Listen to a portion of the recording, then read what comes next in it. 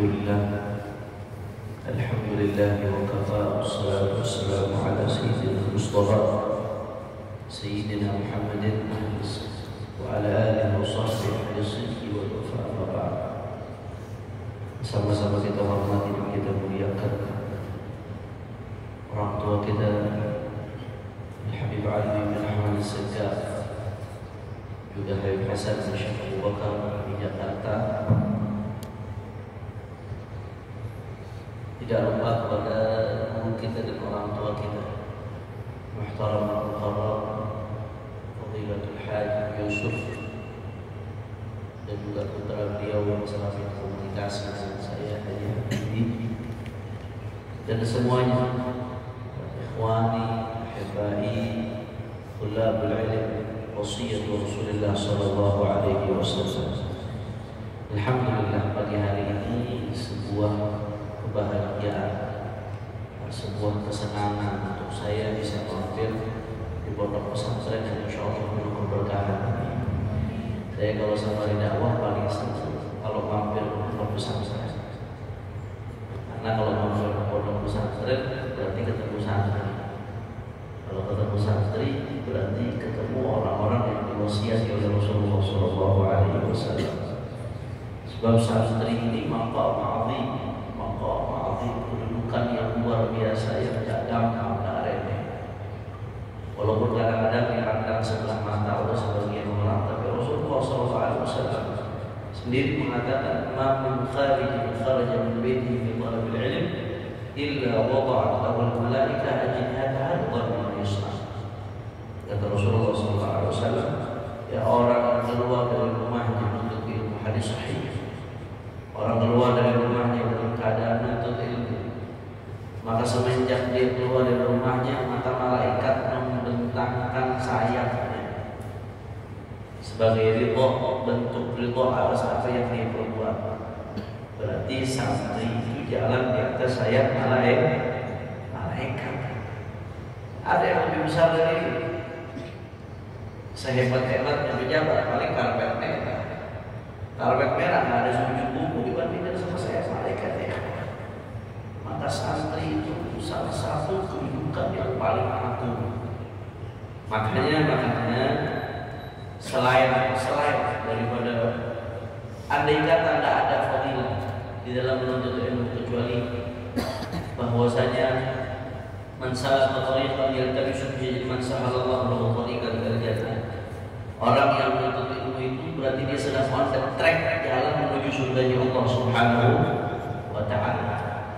Andai kata tak ada keistimewaan lain yang ilmu, kuliah di sini lucu. Makanya setan akan berusaha menggoda bagaimana caranya orang menuntut ilmu. Digoda santri supaya kalitan, digoda santri supaya sumpah, digoda yang namanya santri supaya pengen cepat-cepat pulang, pengen mikir bagaimana caranya supaya izin bisa keluar. Kenapa? Karena setan gak akan terima kalau ada orang on the track jalan menuju surga.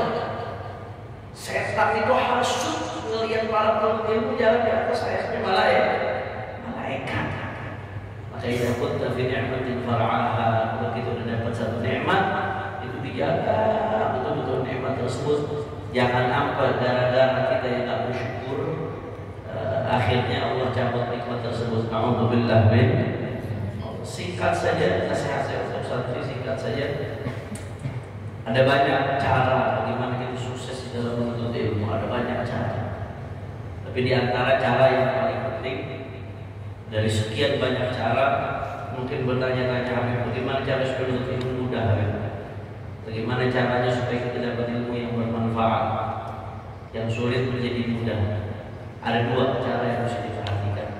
Terlepas dari cara-cara yang sudah disebutkan oleh para ulama. Kalau mau diuraikan banyak, ta'lim itu menguraikan ini panjang lebar. Al-Manhajus Shawiyah Habib Zain bin Ibrahim Al-Sumaid menguraikan ini panjang lebar. Tapi di sini ada dua hal yang ingin saya sorot. Bagaimana caranya supaya kita diberi kemudahan dalam menuntut ilmu? Yang pertama, ij'alil ilma mahbubak. Jadikan ilmu sebagai kecintaanmu. Ij'alil ilma mahbubak. Kita kalau sudah cinta sama sesuatu, pengen terus-terusan barang sama sesuatu tersebut, nggak pengen lepas. Maka kalau kita sudah jadikan ilmu sebagai kecintaan kita bawaannya pengen terus bareng-bareng sama ilmu, nggak mau lepas terus. Kalau udah terus bareng-bareng sama ilmu karena dia sesuatu yang dicintai makhluk, maka kalau udah terus bareng-bareng waktunya totalitas untuk ilmu, dia akan cepat menghasilkan. Karena cinta itu membuat yang sulit menjadi mudah. Cinta itu membuat yang jauh menjadi dekat. Cinta itu membuat yang rumit menjadi sederhana. Cinta itu membuat yang membosankan menjadi menyenangkan. Itulah cinta. Karena kalau pengen cepat dapat menghasilkan ilmu, cinta. Utlubul ilma bil mahabbah. Tuntutlah ilmu dengan rasa cinta. Senang. Saya jadi teringat dulu ada ulama namanya Al-Allamah At-Tirmizani. At-Tirmizani ulama mazhab Hanafi.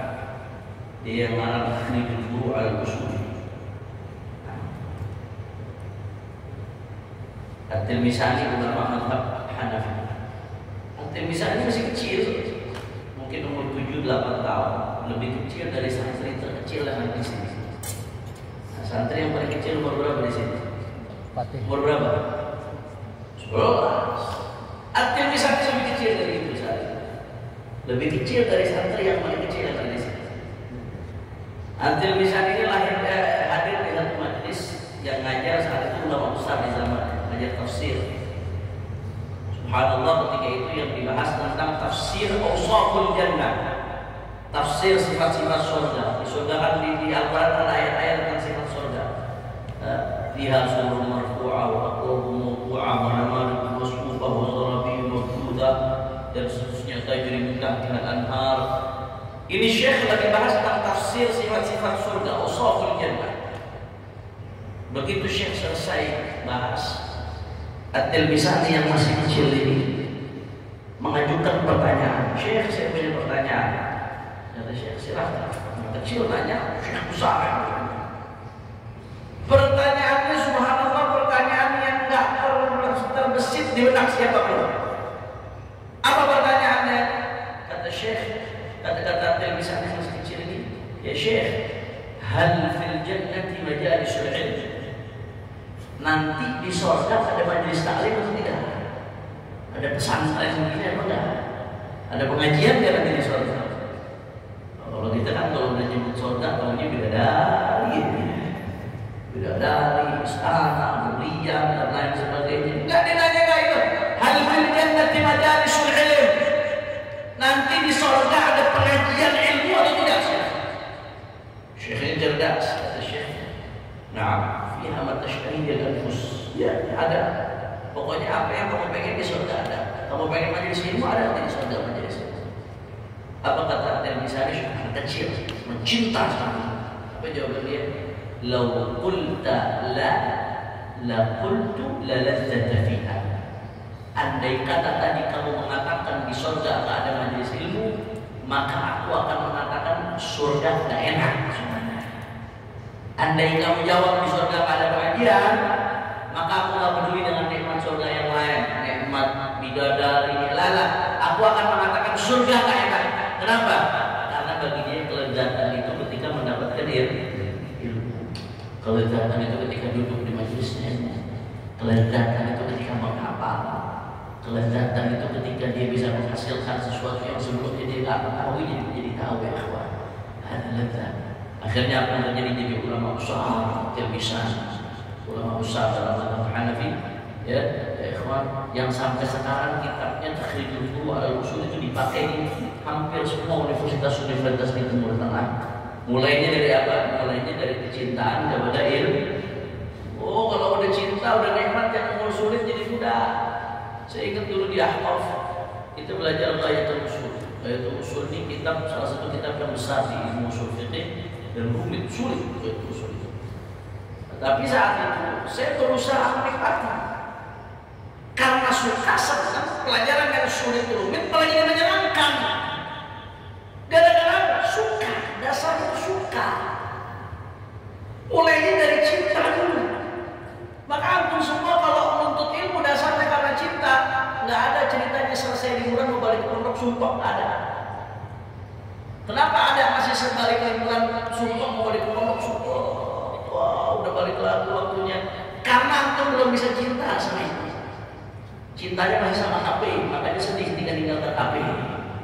Nah, betul atau tidak? Cintanya masih sama game, cintanya masih sama tidur pagi di rumahnya, cintanya belum cinta sama ilmu.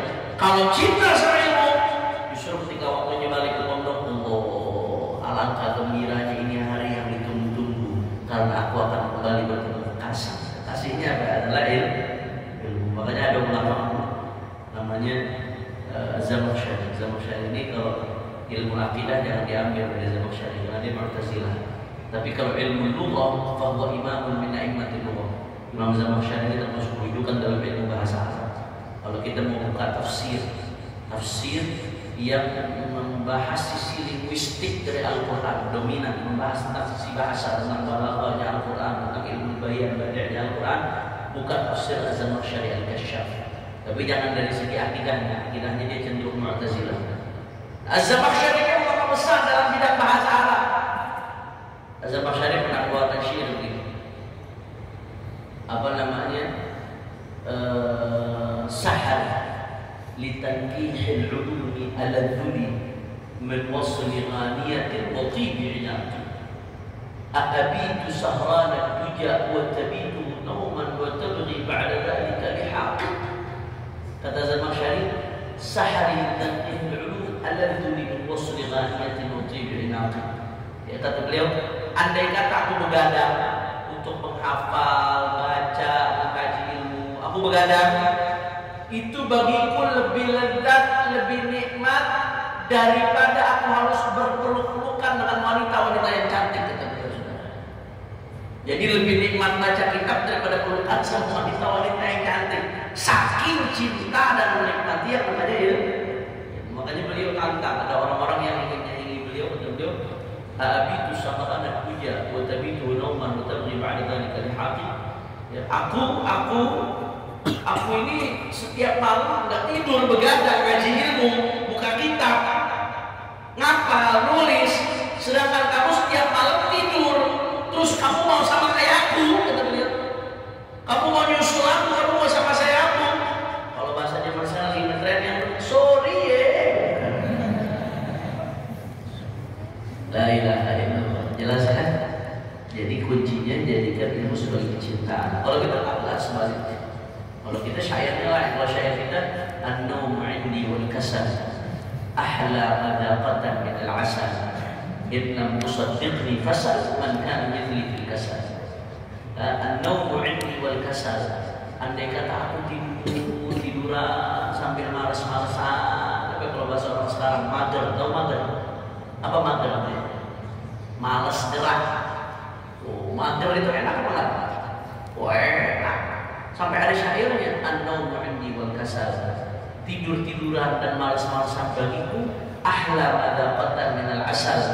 Itu lebih menyenangkan, lebih nikmat, lebih lezat daripada manisnya madu. Masa seperti itu? Kata syairnya, in lam tusaddiqni, kalau kamu enggak percaya, pasal silakan tanya. Tanya siapa? Man kana mithli bil asal, orang yang malasnya sama seperti aku. Tanya sama dia. Pasti dia akan menjawab jawaban yang sama. Malas-malasan itu mager-mageran enak. Apalagi sambil buka Instagram, apalagi sambil buka TikTok, apalagi sambil buka YouTube, seharian nggak berasa itu liburan di rumah, habis waktunya nggak ada manfaat. Kenapa? Karena dia belum merasakan cinta seperti itu. Kalau udah betul-betul menuntut ilmu dengan cinta, maka rasanya emang kalau ada waktu-waktu yang harus dilewati tanpa bersama